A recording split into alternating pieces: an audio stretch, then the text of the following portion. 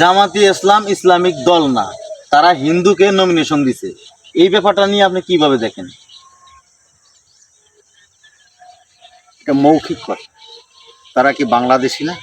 অবশ্যই, তারা তো বাংলাদেশি নাগরিক। অবশ্যই নাগরিক। তারা সব মানুষ সব কিছু করতে পারে, হিন্দুরা কিছু করতে পারবে না?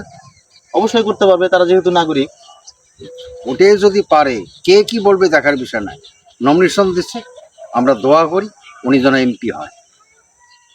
উনি এমপি হলে ওনারও একটা পাওয়ার থাকবে যে বাংলাদেশে ইসলামী দলে একজন হিন্দু মন্ত্রী বা এমপি হয়, এটা বাংলাদেশের গৌরব। বা তাদেরও যে ধর্মীয় যে লোকজন আছে, তাদেরও তো একজন নেতার দরকার। অবশ্যই তার প্রতিনিধি হয়ে কথা বলার জন্য নেতার দরকার। কিন্তু তারা বিশ্লেষণ করতেছে যে যে জামাতি ইসলামী ইসলামিক দল তারা হিন্দুকে নমিনেশন দিবে কেন? এটা একটা বিভ্রান্তিক আলোচনা। কারণ তারা তো বাংলাদেশি। বয়েশ্বর রায় বিএনপিতে যায়নি, গেছে। হিন্দু, হুম গেল কেন? আর এরা জামাতও গেছে, এটা অপরাধ? কি অপরাধ? তারা বাংলাদেশ, তাদের প্রয়োজন আছে, তাদের দরকার আছে, তারা বাংলাদেশে থাকবে না তারা আমেরিকা যাবে? তারা তো বাংলাদেশেই থাকবে।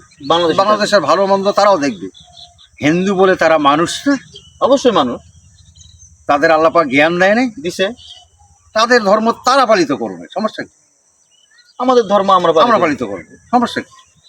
তাহলে কি ইনশাল্লাহ আশা করা যায় এবারে? মনে রাখবা, দেলাওয়ার হোসেন সাইদি যাহা বলে গেছে ইনশাল্লাহ তাই হবে, এক বিন্দু নষ্ট হবে না। এদেশে সবাই, সব মুসলমান মানে ইসলামিক দল ঐক্য হবে ইনশাল্লাহ। ঐক্য তো অবশ্যই হবে, এবং ঐক্য হওয়ার পরে তারাই দেশ পরিচালনা করবে, যাহা বলে গেছে ইতি করবে, এক বিন্দু নষ্ট হবে না ইনশাল্লাহ।